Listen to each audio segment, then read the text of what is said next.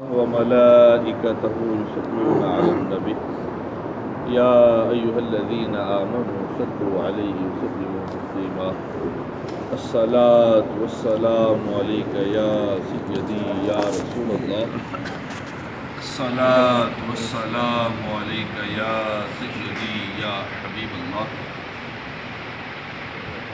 اللہ رب العزت کی حمد و ثنا کے بعد آقا نامدار حضرت محمد مصطفیٰ صلی اللہ علیہ وسلم کی ذات بابرکات پر ہدیت و اسلام کے بعد ہے کہ واجب الاحترام دوستوں بھائیوں السلام علیکم۔ ذات محترم اللہ رب العزت کے فضل و کرم سے سورۃ الاعراف کی آیت نمبر 29 پر آج ہماری گفتگو کا سلسلہ جاری ہے۔ اس میں اللہ رب العزت ارشاد فرماتا ہے قُلْ أَمَرَ رَبِّي بِالْقِسْطِ، تم فرماؤ کہ میرے رب نے انصاف کا حکم دیا ہے۔ وَأَقِيمُوا وُجُوهَكُمْ عِنْدَ كُلِّ مَسْجِدٍ وَادْعُوهُ مُخْلِصِينَ لَهُ الدِّينَ، اور اپنے منہ سیدھے کرو ہر نماز کے وقت اور اس کی عبادت کرو خالص اس کے بندے ہو کر، اخلاص کے ساتھ اپنے رب کی عبادت کرو۔ اخلاص کے حوالے سے ہم نے بیان کیا کہ عمل میں اخلاص کا حکم تاجدار کائنات کی بے شمار احادیث میں بھی ملتا ہے۔ اب عمل میں اخلاص نہ ہونے کے حوالے سے کیا نقصان ہوتا ہے اور اس کے متعلق کیا احادیث میں وارد ہوا ہے، آج ہم یہ بیان کریں گے۔ حضرت انس بن مالک رضی اللہ تعالیٰ عنہ آپ ارشاد فرماتے ہیں کہ تاجدار کائنات صلی اللہ علیہ وسلم نے ارشاد فرمایا قیامت کے دن جب مہر زدہ نامہ اعمال پیش کیے جائیں گے اللہ کی بارگاہ میں، بند ہوں گے، اللہ رب العزت فرمائے گا کہ اس صحیفے کو قبول کر لو اور اس صحیفے کو چھوڑ دو، نیک اعمال کے صحیفے۔ فرشتے اللہ رب العزت کی بارگاہ میں عرض کریں گے کہ باری تعالیٰ تیری عزت کی قسم ہم نے وہی لکھا ہے جو اس کو عمل کرتے دیکھا ہے، یعنی جو نیک عمل اس نے کیے ہیں ہم نے وہی لکھا ہے۔ اللہ رب العزت فرمائے گا تم نے سچ کہا ہے، تم نے وہی لکھا ہے جو اسے کرتے دیکھا ہے، مگر اس کا عمل میرے لیے نہیں تھا۔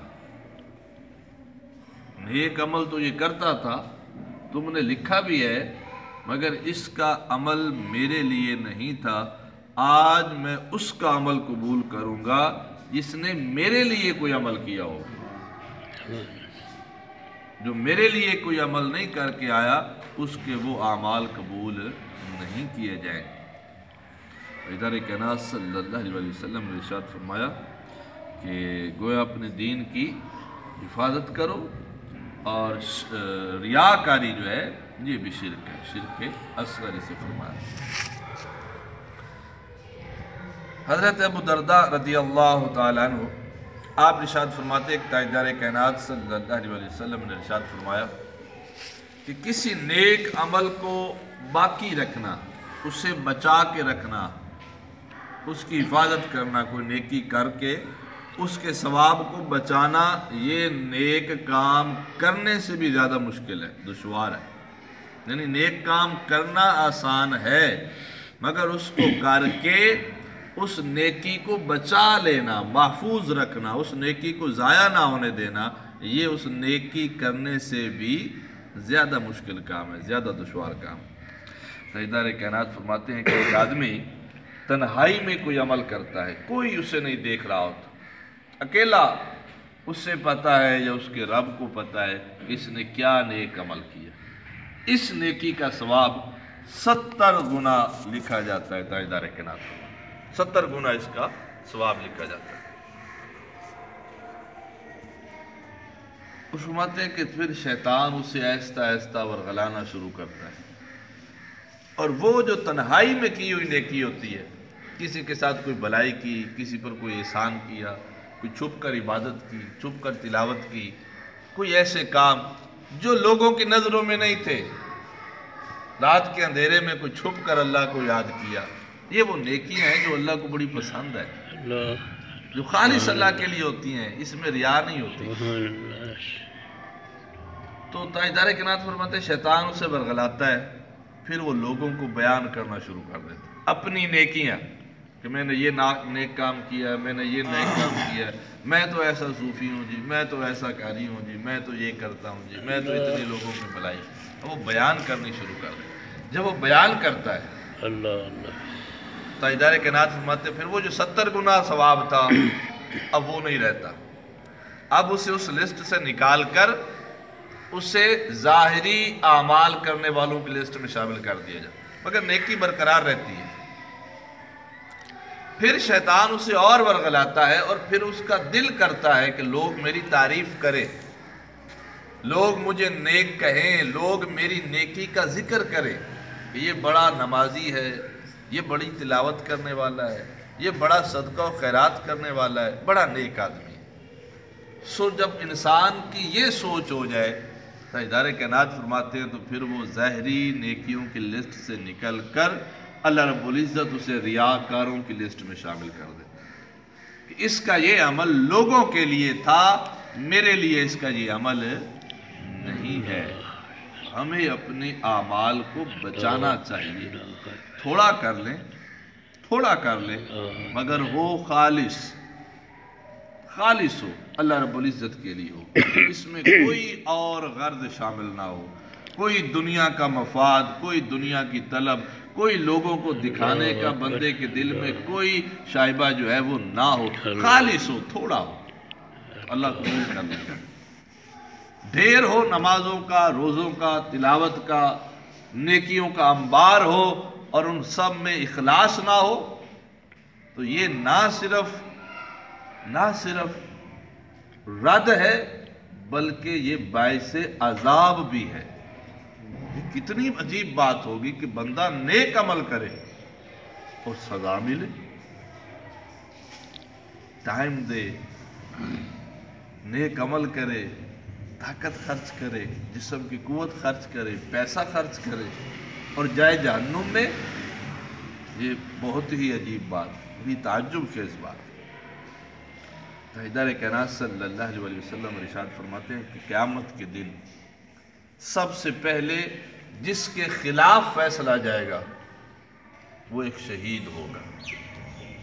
اب دیکھیے شہید ایک ایسا درجہ ہے، رتبہ ہے شہادت کا کہ جب تاجدار کائنات فرماتے ہیں شہید کی روح پرواز کرنے لگتی ہے نا، خون کا قطرہ نیچے گرتا ہے تو اسے اللہ کا دیدار نصیب ہو جاتا ہے۔ یہ وہ لذت ہے جو جنت میں نصیب ہوگی، مگر شہید کا یہ مقام ہے کہ اسے دنیا میں ہی اللہ کا دیدار نصیب ہو جاتا ہے مرنے سے قبل، اور روح اس کی اس طرح پرواز اور سیدھا جنت میں جائے گی۔ بہت بڑا اجر ہے، ثواب ہے شہید کا۔ مگر تاجدار کائنات فرماتے ہیں سب سے پہلے خلاف جس کے جائے گا فیصلہ وہ ایک شہید ہوگا۔ اس کو اللہ رب العزت بلائے گا اور فرمائے گا کہ میں نے تجھے اتنی نعمتیں دی، ساری اپنی نعمتیں یاد کروائے گا، تجھے صحت دی، جسم دی، قوت دی، طاقت دی، مال دیا، تیری خدمت میں چاند، سورج، ستارے، ہوا، پھل، میں نے کیا کیا تیرے لیے میں نے پیدا نہیں کی، کتنی نعمتیں دی ہیں۔ اب بتا تو نے ان نعمتوں کا کیا صلہ دیا، ان کے بدلے میں تو نے کیا کیا ہے، یہ بتا۔ کہ باری تعالیٰ میں تیرے راستے میں لڑا، تیرے دشمنوں سے لڑا، میں نے جنگ کی، تیرے دین کی خاطر لڑا، میں نے تیرے دین کی حفاظت کے لیے میں نے اپنی جان دے دی، باری تعالیٰ اپنی جان تک دے دی۔ اللہ تعالیٰ فرمائے گا تو جھوٹ بول رہا ہے، جھوٹا ہے تو اس لیے لڑا تھا کہ لوگ تجھے بہادر کہے، تو اس لیے لڑا تھا کہ اگر تم مر جائے تو لوگ تجھے شہید کہے، اگر تم بچ جائے تو لوگ تجھے غازی کہے، لوگ تیرے بچوں کو وہ غازی کا بیٹا کہے، شہید کا بیٹا کہے، بہادر کا بیٹا کہے۔ تو اس لیے لڑا تھا کہ لوگ تجھے یہ کہیں، تو لوگوں نے تجھے کہہ دیا، جس کے لیے تو نے کیا تھا وہ ہو گیا ہے. تو یہی چاہتا تھا کہ لوگ کہیں تو لوگوں نے تمہیں کہہ دیا کہ تو شہید ہے, لوگوں نے تمہیں کہہ دیا کہ تو بہادر ہے, میرے لیے کچھ نہیں لایا. اسے اٹھاؤ اور جہنم میں پھینک دو. تو اس شہید کو جہنم میں پھینک, چونکہ عمل میں اخلاص نہیں ہے. دوسرا شخص